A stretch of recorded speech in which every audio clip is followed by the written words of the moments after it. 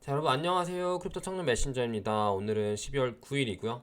오전 3시 29분 영상을 녹화 중에 있습니다.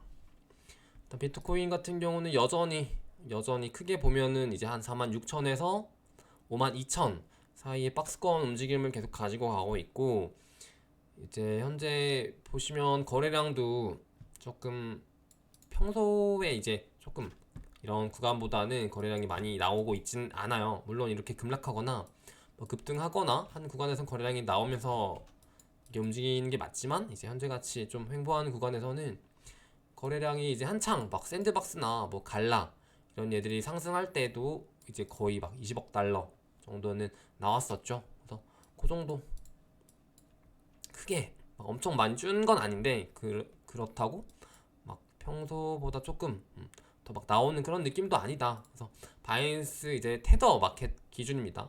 저는 보통 이게 20억 달러 기준으로 좀 많이 보거든요. 보시면 될 것 같고, 이제 비트코인이 어제는 또 막 요만 2천 찍고 죄송합니다. 찍는가 싶더니 이제 5만 2천 맞고 다시 좀 내려왔죠. 그래서 또 내려오나 싶더니 다시 또 중간중간 이렇게 반등을 조금씩 해주고 있죠. 그래서 이런 움직임 같은 경우는 지금 이 구간에서 사실 크게 의미가 없어요. 왜냐면은 이제 여기를 뭐 벗어나서 차를 내려가든가 아니면 차를 올라가든가 하는 움직임으로 이 방향성을 빨리는 아니죠. 이 방향성을 좀 이렇게 확실히 하게 해줘야 그 다음 이제 우리가 어느 정도 선에서 타협을 할지에 대해서 좀 이게 방향성이 나오는데, 그게 아니라 이제 좀 당분간 횡보를 할런지는 모르겠는데, 계속해서 좀 횡보를 하는 모양이죠. 그래서 이게 마치 저번에 이제 5월달 하락장 이후로 거의 두 달 정도 하락 그 횡보 구간이 있었죠. 그래서 이 구간에 갇혀서 그 횡보 구간을 거쳤던 것처럼 지금 구간 자체도 이제 그 횡보 구간의 시작일 수 있다 라고 보시면 될 것 같고, 횡보를 하면서도 어제 말씀드린 것처럼 여러 가지 방향성이 있어요. 뭐냐면은 횡보를 하면서 비트가 올랐다 내렸다 하는 동시에 뭐 알트코인들이 이제 도미넌스가 늘어나던가, 아니면은 깎여져 나가면서 다시 비트로 이제 조금 더 힘이 실리든가, 그런 형태로 진행이 될 수도 있겠죠. 그래서 실제로 이 구간에서는 비트가 이렇게 와리가리를 계속 해주면서 오히려 비트 도미넌스를 조금 올려줬었죠. 그런 형태로 진행이 됐었는데, 저번에가 이제 여기가 어디 구간이야? 이 구간이죠, 이 구간인데, 지금 5월달 딱 여기 떡락빔 할 때가 비트가 도미넌스가 딱 39.27% 정도 마켓기 기준입니다. 한 40% 살짝 깨지고 나서 바로 이제 반등을 했어요. 왜냐면은 비트가 하락했는데 알트는 더 하락하니까, 그런 식으로 바로 40% 50%까지도. 이건 뭐야? 이건 조금 에러가 있는 것 같네요. 그래서 6월달 들어서 막 한 40 후반까지, 그러면서 거의 한 50% 전까지도 이렇게 올라왔었죠. 그래서 이게 8월 달은 어땠죠? 8월 달에가 이렇게 봅시다. 그래서 쭉 도미넌스가 쭉쭉쭉쭉 내려오면서 딱 여기서 다시 비트 떡락하고 나서 비트 도미넌스 반등을 해주면서 거의 47% 정도까지도 갔었네요. 47, 48. 도미넌스가 한 7, 8%, 9%까지도 상승을 해줬었던 그런 횡보장, 굉장히 긴 횡보장이었죠. 횡보장이 끝나고 나서 다시 또 도미넌스가 내려가면서 메이저 알트들 위주로 상승이 좀 있었던 그런 과거, 불과 뭐 한 3달, 4달 전인데, 그런 흐름처럼 좀 비슷하게 가지 않겠느냐라는 의견들도 있고요. 되게 의견이 되게 다양해요. 여러분들이 트위터 같은 데도 이제 전문가들 의견을 보시면은 진짜 많이 갈려요, 진짜. 그래서 지금 구간은 어떤 방향성으로 흘러갈 것이다 라고 예측을 하기에는 조금 무리가 있고, 이제 그런 시나리오들마다 최적의 어떤 대응하는 그런 게 있을 거 아니에요. 그런 방식이 있을 거 아니에요. 그래서 그런 것들에 대해서 여러분들이 지금 포지션에 대해서 좀 고민을 해보시는 게 좋은 시기가 아닌가 라고 좀 얘기를 드려보고 싶네요. 그래서 지금 막 여기서 1000달러, 2000달러 위아래로 흘러가는 거는 그렇게 큰 의미가 없다라는 걸 좀 말씀드리고 싶네요. 네. 그리고 이제 보시면은 렉트 캐피탈 분석 지표인데요. 지표는 아니고 예, 비트코인 차트죠. 그래서 위에 거 녹색 선이 21주 주봉선이고 밑에 게 파란색이 50주. 그래서 보시면은 50주가 확실히 더 이렇게 좀 아래쪽에 위치하고 있죠. 그래서 이 구간 사이에 이 사이 구간에서 횡보를 계속하는, 저번에도 보시면은 5월달, 6월, 7월에도 보시면은 여기에서 횡보를 계속했었죠. 이 사이 구간에서 그래서 지금 이 위로 올라가면은 녹색 위로 올라가면은 강세장이고, 이제 이 아래 그러니까 중간 혹은 파란색으로 빠져버리면은 하락장 이라고 보시면 되고요. 이 사이에 있으면 횡보장이다 이런 느낌으로 좀 이해를 하시면 좋을 것 같아요. 이 지표 자체를. 그래서 지금은 횡보장에 있다고 보시면 될 것 같고, 과거에도 여기를 이렇게 좀 돌파를 하는 순간 다시 조금 힘을 내면서 한 3달 정도 이 장세가 유지가 됐었기 때문에 지금 딱 그 정도 선을 돌파하기 위해서는 52,000, 한 53,000, 54,000 정도로 보수적으로 잡아서 좀 보시면 될 것 같고, 하지만 이제 그때랑 또 다른 게 아까 말씀드렸다시피 이제 도미넌스적인 부분이 조금 저는 마음에 들진 않아요. 이런 흐름이. 왜냐면은 도미넌스가 지금 오히려 빠지고 있잖아요. 비트가 하락을 했는데도 도미넌스가 빠진다? 이런 장세는 역대 이제 과거 장세를 봤었을 때 많이 있지 않았습니다. 이런 장세가.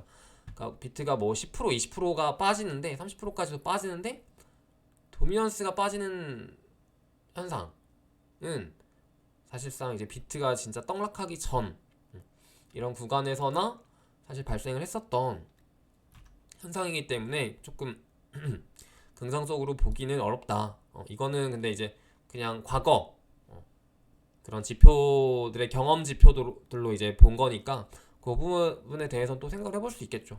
뭔가 많은 것들이 바뀌었고 이렇게 해석을 할 수 있으니까. 그래서 좀 그렇게 보시면 될 것 같고, 이제 이거 같은 경우는 보시면은 이제 빨간색 수준 지금이 이제 한 48,700 정도 되겠죠. 이 빨간색 선이. 그래서 48,700 이 정도 수준에서 계속해서 이제 리테스트를 하고 있어요. 그래서 어제도 보시면은 대략 48,000, 48,000에서 조금 몇백 달러 흘러봤자 그 정도 선에서 이제 계속해서 리테스트 구간을 자리매김하고 있죠. 그래서 보시면은 만약에 이 구간을 잃는다 라고 하면은 이제 또 이 하락 추세선과 맞닿아 있는 이 검은색 선까지도 닿을 수 있고, 이제 여기 42,000 이 빨간색 박스, 그리고 이 밑에 저 밑에 3만대죠. 여기는 되게 밑인데 여기까지도 만약에 이렇게 하락이 쭉쭉 나온다면 여기가 제시구간이라고 좀 보시면 될 것 같습니다. 그래서 이 위에서 적어도 계속해서 횡보를 좀 해주는 게 좋지 않겠냐라는 의견이고요. 그리고 이제 뭐 사실 뭐 요즘 매일 똑같았어 사실, 그죠? 분석이 뭐 계속 뭐 지루한 횡보장이어가지고 뭐 사실 개별 알트 장세도 뭐 그렇게 크게 튀는 애들이 없어가지고 조금 심심할 수도 있겠죠. 사실 이게 정상인데 우리가 돌아보면 진짜 냉정하게 진짜 생각을 해보면은 진짜 돌아보면은 너무 그 1년이 너무 하루하루가 다이나믹하고 좀 그랬죠. 그랬던 게 사실이죠. 하루 걸려서 메타가 바뀌고 뭐 또 저 코인 이 코인 프로젝트가 또 새로 나오고 뭐 그랬었으니까. 그래서 되게 좀 나중에 그러니까 추후에 이제 또 시장이 더 지금보다 더 겨울로 접어들게 되면은 좀 2021년이 그리울 것 같긴 해요. 2021년만큼 코인 시장에서 진짜 이렇게 역대급으로 좀 재미있게 했었던 장은 없었던 것 같아요. 솔직히 말해서.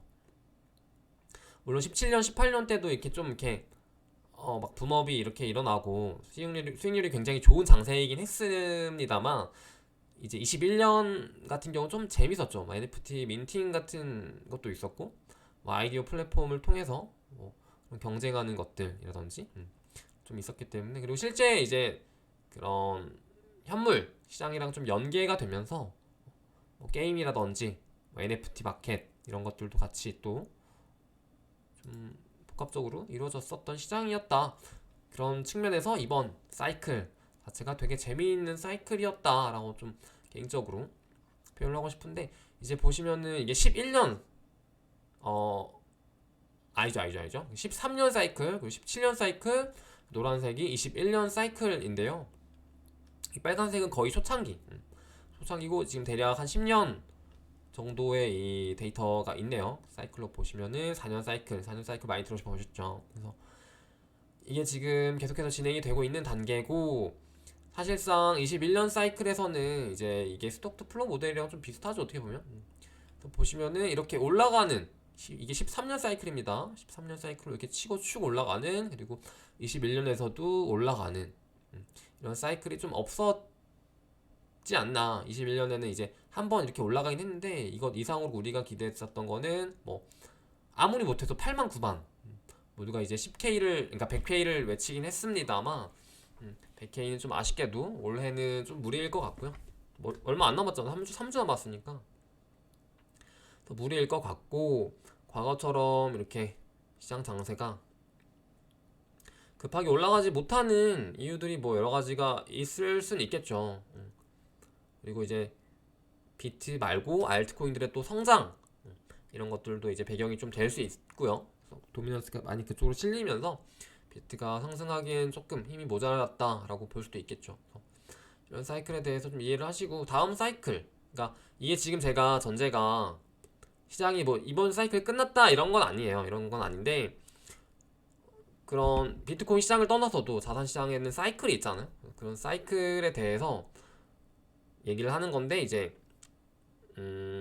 이번 사이클에서는 어쨌든 확실한 강세장이 몇 번 있었죠. 올 초, 그리고 3월까지, 올 초부터 3월까지 그 강세장, 그리고 8월부터 대략 한 11월까지 강세장이 2번 정도 있었는데, 이게 11월에서 끝날지 아니면은 12월 그리고 내년 1분기까지 이어질지는 지금 타이밍에 놓여 있는 거고, 어쨌든 2번의 그런 사이클이 있었잖아요, 지금. 그래서 보시면은 과거에도 그래요. 17년에도 정확하게 딱 2번 정도 이런 사이클이 있었습니다. 그래서 이 큰 사이클 안에서도 좀 작은 사이클이 이렇게 있으니까 이런 거에 대해서 좀 복기를 해보면 좋을 것 같아요. 그래서 다음 사이클이 분명히 있을 거예요. 그래서 그런 이런 암호화폐 시장에 이제 돈이 막 들어오고, 그리고 이제 여러 가지 사업들이랑 프로젝트들이랑 연계가 되면서 훈풍이 좀 불어오는 그런 사이클이 분명히 또 추후에 있을 텐데, 그때 가서 우리가 대응을 어떻게 해야 될지, 이번 사이클에서 우리가 뭐 실수한 건 뭔지, 잘한 건 뭔지, 이런 거를 좀 여러분들 잘 머리에 담아 두셨다가 다음을 또 준비를 하시면 좋겠죠. 다음이라는 게 지금 당장 다음 달이 될 수도 있어요, 여러분. 그렇기 때문에 희망을 놓지 마시고 분명히 또 올 겁니다. 그리고 최근에 이제 디파이 이제 TVL 지표를 보면은 테라가, 그러니까 루나가 코인 가격이 좀 많이 오르면서 테라가 이제 3위로 올라섰습니다. 그래서 와, 테라가 좀 많이 성장을 했구나. 물론 여기에는 그런 게 있어요, 사실. 그러니까 루나 같은 경우는 이제 스테이블 코인이 있죠. UST라고 루나랑 이제 패깅이 된, 1달러 패깅이 된 스테이블 코인이 있기 때문에 이제 이런 TVL 측면에서 어느 정도 조금 그런 베네핏이라고 해야 될까? 그런 부분이 조금 있는 것 같기는 해요. 그래서 뭐 솔라나나 아발란체, 혹은 다른 퍼블릭 이런 레이어 1 체인들 같은 경우도 추후에 뭐 규제라든지 이런 부분이 조금 해결이 되면은 뭐 자체 스테이블 코인이 나올 수도 있다라고 봅니다. 그래서 지금은 뭐 거의 테더 마켓이 지배를 하고 있죠. 그리고 USDC 정도, 그리고 이제 요즘 좀 최근 들어서 테라에서 UST를 이제 쿠코인이랑 연계해가지고 좀 이렇게 활용을 하려고 하는데, 아직까지도 사실 뭐 이렇게 활용처가 많이 없는 게 사실이긴 하죠. 그래서 단지 이제 지금은 TVL용으로, 그러니까 디파이 어떤 그 자금용으로 좀 많이 쓰이고 있고요. 보시면은 좋을 것 같아요. 그래서 확실히 이렇게 실질적인 지표로 뭔가 TVL이 이렇게 누적이 되고 성장세가 있고, 그리고 NFT 마켓에서도 여러 가지 그런 지표들, 거래량이라든지 뭐 프로젝트들이 계속 나오는 것들, 그러니까 그렇게 좀 뭔가 열일을 하는 이런 프로젝트들 보시면은 테라, 솔라나, 아발란체 딱 세 개예요. 여기서도 이 밑으로는 거의 뭐 나락이고 뭐 거의 없잖아요. 트론 뭐 디파이 주변에 하시는 분 있나요? 그런 것처럼 물론 폴리곤 같은 경우 좀 논외죠. 레이어 2라서. 그래서 보시면은 올해 이제 성장률이 굉장히 좋았던 코인들 같은 경우는 이렇게 프로젝트 이제 사업을 굉장히 잘 해왔고, 좀 투자도 굉장히 큰 금액 단위로 중간중간에 받았었던 프로젝트들이 확실히 이제 이 자체 코인 가격도 굉장히 좀 많이 상승을 한 그런 감이 있었습니다. 올해 기준으로요. 진짜 많이 올랐죠. 테라, 스테이블, 아발란체, 이제 뭐 솔라나 이런 친구들. 그래서 그리고 이제 오늘 또 후오비에서 이게 물론 이제 피오니어 그 탭이긴 한데 그럼에도 분부가 상장을 했어요. 분부가 후오비에 상장을 했습니다. 사실 후오비 같은 경우가, 그러니까 후오비에서 이제 분부를 상장을 안 하고 바이낸스에서 후오비 토큰을 상장을 안 하잖아요. 근데 요게 이제 뭐 경쟁 구도 이런 것도 있겠지만은 좀 굉장히 좀 특이 케이스긴 한가? 왜냐면은 뭐 FTX에는 뭐 후오비 토큰, 그러니까 여기에 후오비에는 FTT 토큰이 이미 있고 이런 형태로 이제 좀 있는데 분부는 시총이 한참 올라간 지도 오래됐고 그럼에도 상장을 최근에 안 하고 있었다가 진짜 오늘 좀 한 걸 보고 후오비가 좀 많이 후달리나? 좀 그런 생각을 했어요. 그래서 그런 이유인지 아니면은 이제 내부적으로 바이낸스랑 이런 어떤 그런 협약 같은 거 혹은 이제 뭔가 이런 게 썸씽이 있어가지고 뭐 바이낸스에서도 이제 후오비 토큰을 뭐 상장을 하려고 하나? 좀 그런 생각이 좀 들어가지고 고민을 해봤는데 그래서 좀 그런 가능성도 없지 않아 있지 않을까? 좀 그런 생각을 해봤습니다. 옛날에 초창기 때 바이낸스가 이제 나오기 전이죠. 바이낸스가 나오기 전 같은 경우에는 초창기 이제 암호화폐 시장에서는 그때 사실 이제 중국 거래소에서 중국계에서 이제 거의 이 시장을 쥐락펴락 하던 시절이 있었어요. 그래서 이제 비트코인 이제 뭐 채굴 기업들 같은 경우도 다 이제 중국 쪽이었고 이제 뭐 비트코인이라든지 비트코인 캐시 같은 것들로 좀 장난질 치던 애들도 다 중국 쪽 세력이었죠. 그래서 그때 당시만 해도 이제 비트코인 이제 암호화폐 거래소 중에서 이제 원탑 같은 경우가 이제 후오비였어요. 사실 후오비가 그렇게 되게 과거 빛나도 명성이 있었던 거래소였는데 좀 많이 망했죠. 중국 그 노선 타다가 사실 뭐 중국 거래소니까 중국 노선 탄 건데 뭐 나라 잘못 만난 뭐 죄밖에 없겠지만은 지금 좀 많이 힘든가 봅니다. 네. 후오비 토큰 자체 가격도 좀 많이 떨어졌고요. 사실 원래 좀 많이 위에 있었는데 여기 후오비 토큰도 많이 내려왔네요. 78, 76이. 그래서 좀 개인적으로 후오비를 많이 좋아했던 유저로서 좀 안타깝기도 하고 그렇네요. 예전에 중국 거래소 되게 많았죠. 막 윤비 같은데 있었고 또 막 뭐 많았는데 막 없어지고 그나마 후오비가 잘 살아남았었는데 또 올해 중국 전면 금지가 되면서 좀 쇠퇴의 길로 가는 와중에 이렇게 좀 열심히 해보려고 합니다. 여러분 도와주세요. 그리고 어제 이제 말씀드렸던 이제 디파이랑 이 그 모기지 이제 리먼 사태 이런 금융위기 이런 거랑 좀 닮은 점이 있을 수 있는 그 접점에 대해서 어제 좀 설명을 드렸었는데 이거를 제가 다시 자료를 찾아왔거든요. 이거를 링크에다가 올려드릴 테니까 여러분들 한번 읽어보세요. 그러니까 이건 어떻게 보면 좀 하락 관점에서 좀 굉장히 리스크 있는 그런 부분에 대한 얘기인데 읽어보셔서 나쁠 건 없습니다. 여기서 말하는 게 이제 디파이 연쇄 부도라는 거죠. 그래서 이거에 대해서 한번 읽어보시는 것도 도움 될 것 같아서 되게 글이 좋아가지고 한번 링크로 걸어 드릴게요.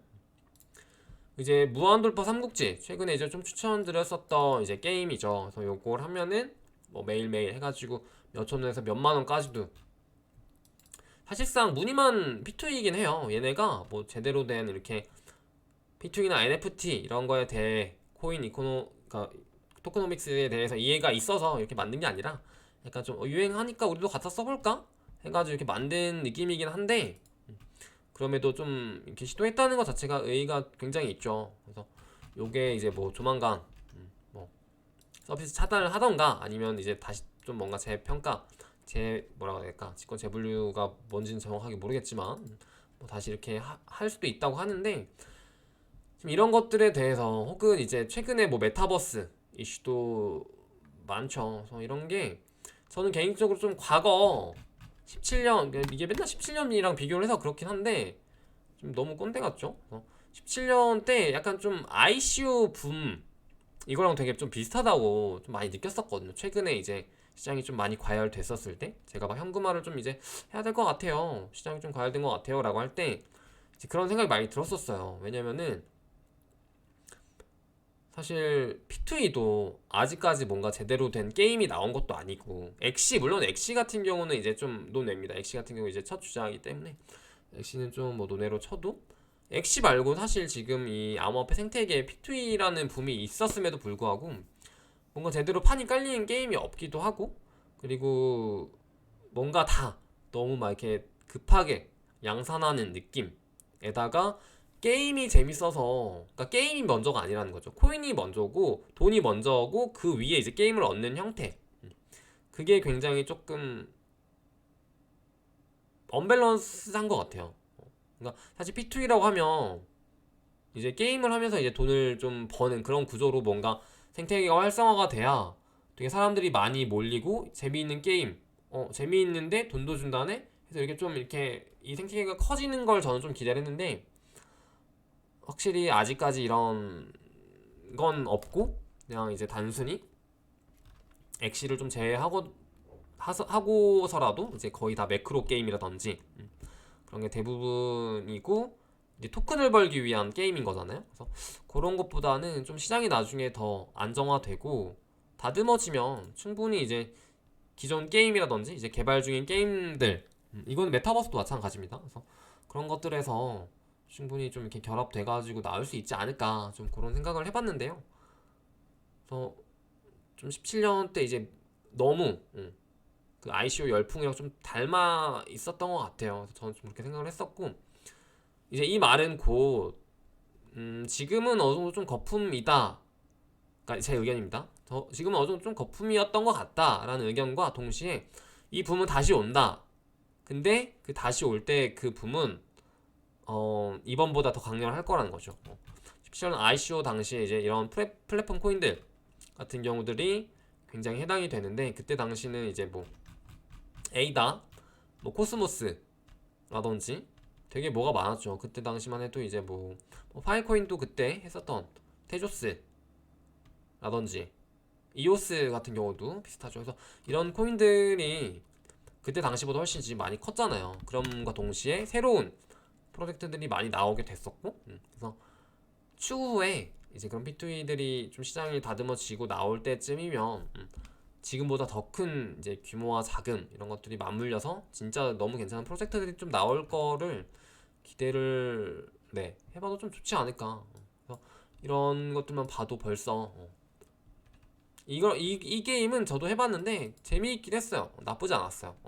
그래서 이런 것들 좀 더 다듬어서 얘네들이 이제 암호화폐 이런 NFT, P2 이런 개념의 좀 이해를 공부를 하고 나서 잘 게임이랑 융합을 시키면 좀 나중에 진짜 괜찮을 것 같다라는 생각을 좀 많이 했었던 것 같습니다.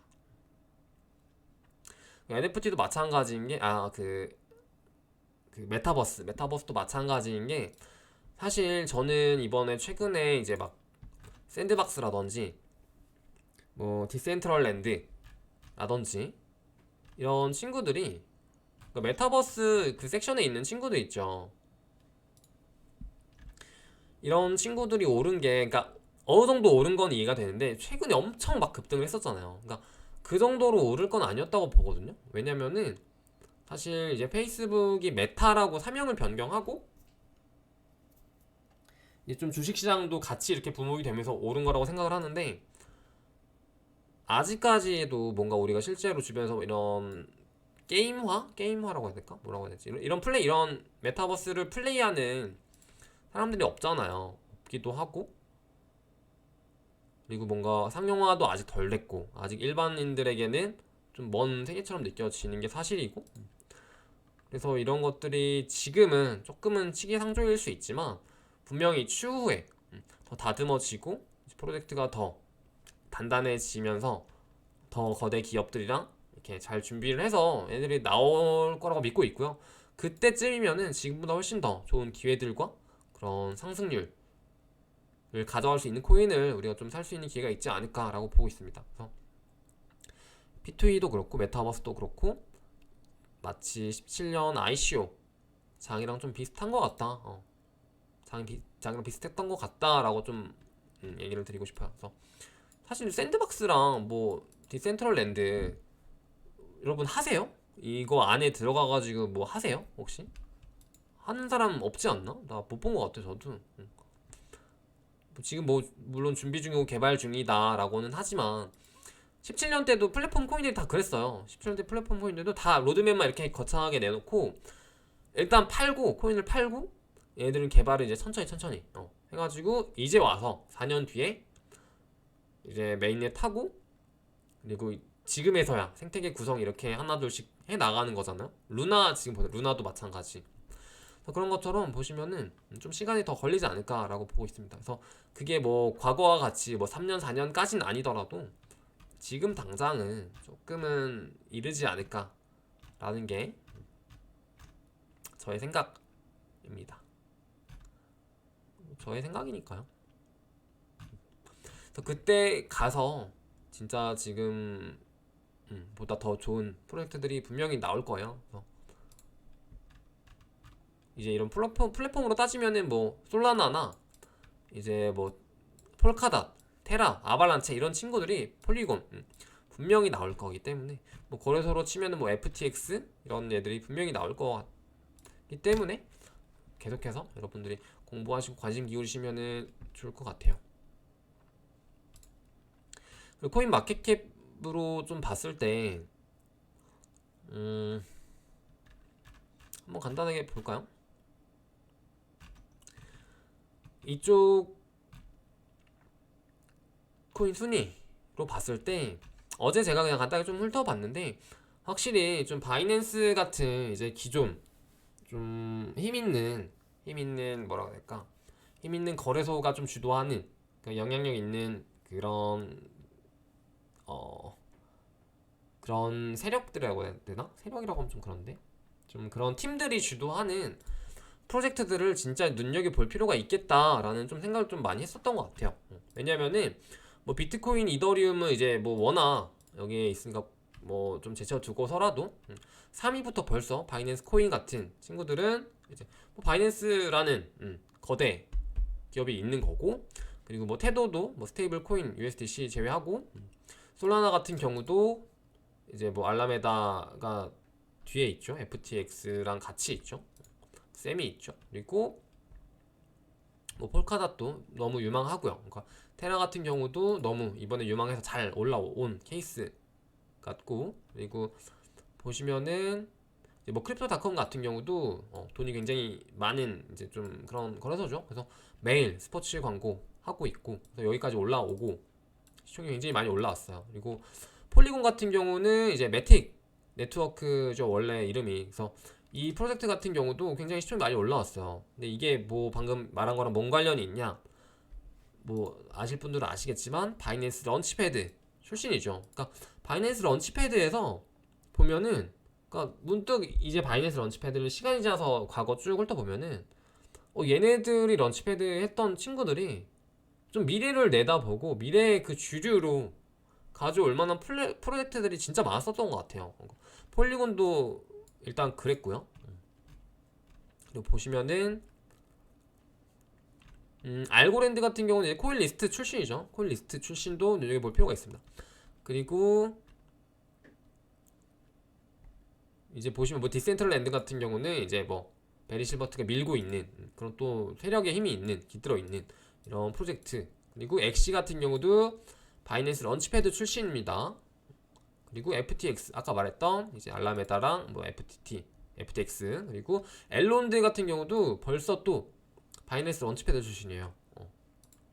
그리고 뭐 니오 프로토콜은 이제 이거 뭐 코인리스트 했었죠.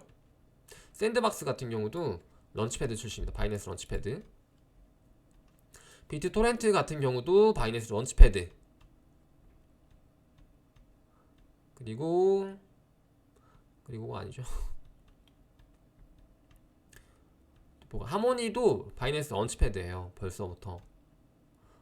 카데나 이제 이 그 코인리스트 출신. 쿠코인 뭐 워낙 유명하죠.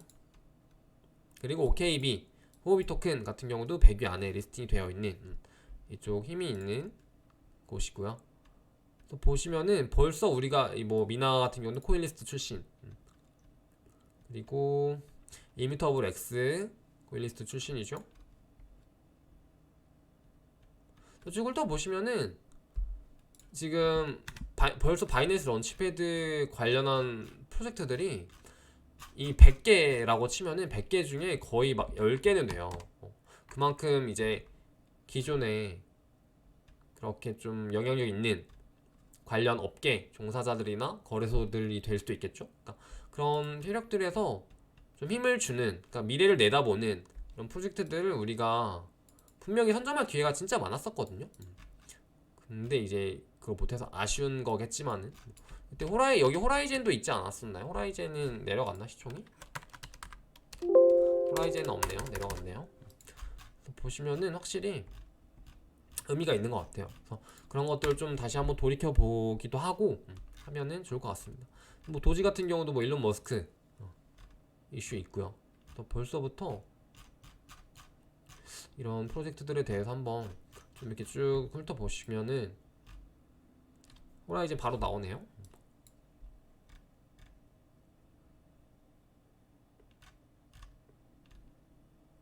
그러면은 좋을 것 같습니다. 그래서 오늘은 뭐 여기까지 얘기할 것 같고 내일 또 영상 재밌는 영상으로 한번 돌아와 보도록 하겠습니다. 오늘 방송 여기까지 해보도록 할게요. 여러분 안녕.